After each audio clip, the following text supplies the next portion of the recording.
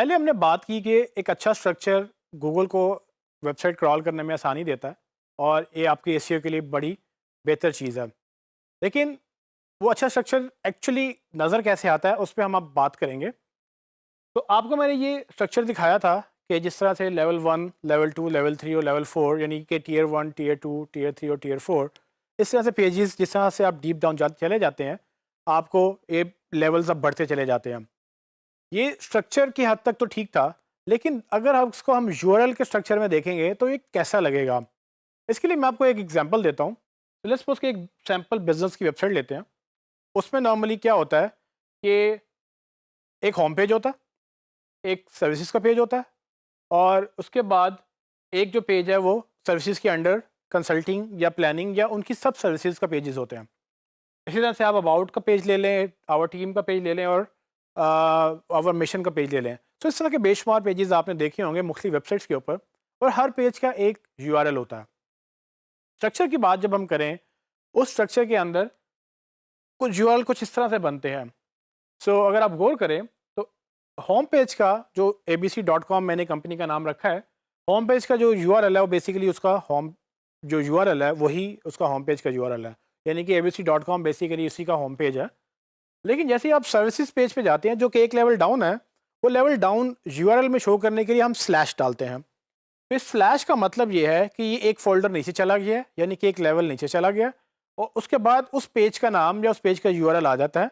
तो for example home page के नीचे सर्विसेज का पेज था, तो उसका यूआरएल बना स्लैश सर्विसेज।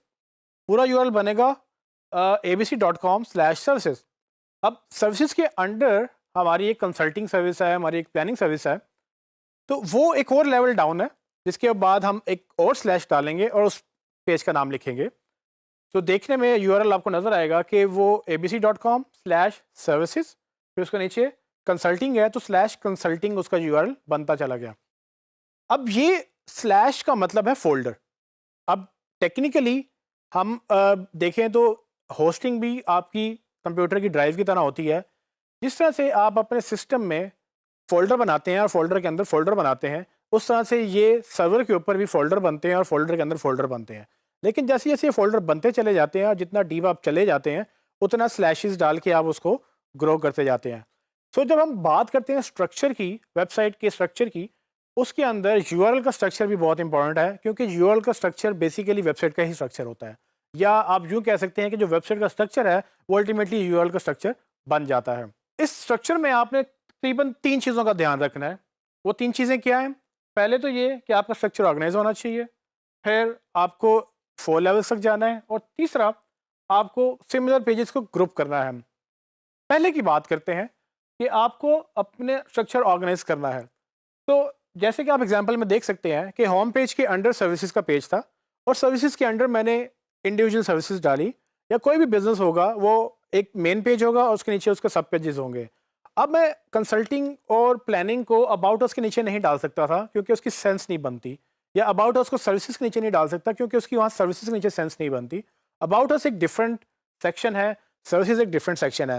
लेकिन सर्विसेज की डिटेल या एक्चुअल सर्विस क्या है, उसके जो सब पेजेस हैं वो सर्विसेज के अंडर फॉल करते हैं। ये स्ट्रक्चर बहुत इंपॉर्टेंट है, ना सिर्फ यूजर्स के लिए बल्कि गूगल के लिए या सर्च इंजन के लिए। वो इस स्ट्रक्चर को फॉलो करते हैं और ये देखते हैं कि किस तरह से आपकी वेबसाइट प्रोग्रेस करती है।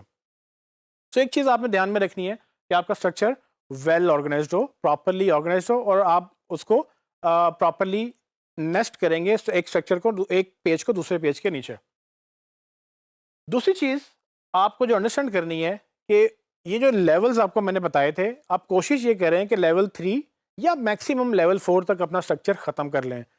इसका मतलब ये है कि अगर आपको डीप पेजेस बनाने हैं तो आप बनाते चले जाएं, लेकिन जब आप 4th लेवल पे चले जाएं उसके नीचे 5th लेवल पे आप बिल्कुल मत जाएं, क्योंकि 5th लेवल तक गूगल या सर्च इंजन उसको क्रॉल नहीं कर पाते और वो इतना डीप चला जाता है कि वो यूआरएल हो सकता है कि गूगल में मिस हो जाए या किसी भी सर्च इंजन में वो क्रॉल ना हो सके और इंडेक्स होना मिस हो जाए। तो अगर आप अपने वेबसाइट का स्ट्रक्चर इस तरह से रखें कि होम पेज, उसके नीचे सर्विसेज का पेज, उसके नीचे आपके इंडिविजुअल सर्विसेज। लेकिन अगर आपको लगता है कि इंडिविजुअल सर्विसेज के नीचे भी आप फर्दर क्लासीफाई करना चाहते हैं, तो आप उसको 2 कॉर्पोरेट कंसल्टिंग या किसी और तरह की कंसल्टिंग, अगर आपने कंसल्टिंग को भी डिवाइड करना है 2 पार्ट्स में, तो आप वो भी पेजेस बना सकते हैं। लेकिन कोशिश ये करें कि उसके नीचे आप मत जाएं। अगर आपको उसके नीचे जाना पड़ता है तो कोशिश ये करें कि आप कॉर्पोरेट कंसल्टेंट को पेरेंट पे ले जाएं और उसके नीचे वो सर्विसेज डाल दें। तो ये स्ट्रक्चर कैसे बनेगा ये डिपेंड करता है कि बिजनेस क्या है और आपसे क्लाइंट क्या डिमांड कर रहा है और लोग उसको किस तरह सर्च करते हैं। एनीवेज ये स्ट्रक्चर वेरी करेगा, बट आपने कुछ प्रिंसिपल्स याद रखने हैं। सो 4 लेवल से आपने नीचे नहीं जाना, ये उनमें से एक प्रिंसिपल है। आखिरी बात कि आपने सिमिलर पेजेस को सिमिलर स्ट्रक्चर में ऑर्गेनाइज करना है। ये बात हमने जैसे पहले डिस्कस की कि सर्विसेज के नीचे सर्विसेज के पेजेस ही अच्छे लगेंगे। वो एक तो उसके अंडर आने चाहिए, वो ज़रूरी है क्योंकि स्ट्रक्चर बहुत ज़रूरी है, लेकिन फिर ये भी ज़रूरी है कि आप रेलिवेंट पेजेस को रेलिवेंट ग्रुप में या उसके अंडर स्ट्रक्चर करेंगे ताकि गूगल को अंडरस्टैंड हो जाए कि हाँ, अगर कंसल्टिंग एक सर्विस है लेकिन उसके ऊपर एक पेरेंट सर्विस है जो सर्विस का पेज है और उसके ऊपर होम पेज है, तो गूगल इस तरह से अंडरस्टैंड करता है कि हाँ, यूज़र अगर सर्विसेज के पेज पे आ रहा है तो माइट पॉसिबल कि वो कंसल्टिंग सर्विसेज देखना चाह रहा हो, क्योंकि लोग सर्विसेज बाय नहीं करते, लोग एक्चुअल सर्विस की सिंगल सर्विस बाय करते हैं जो कि कॉर्पोरेट कंसल्टिंग हो सकती है, कॉर्पोरेट प्लानिंग हो सकती है या खाली प्लानिंग की सर्विसेज हो सकती हैं। तो ये वेबसाइट ऑर्गेनाइज करने के डिफरेंट तरीके हैं जिसको आपको अंडरस्टैंड करना है। लेकिन एक चीज़ आपको याद रखनी है, आप अपनी वेबसाइट करें या आप किसी की वेबसाइट करें, गूगल हर वेबसाइट का स्ट्रक्चर मेजर करता है और उसकी बेस पे वो एसईओ में रैंकिंग्स देता है। तो आपने भी एसईओ में रैंकिंग अच्छी करने के लिए स्ट्रक्चर को बेहतर बनाना है।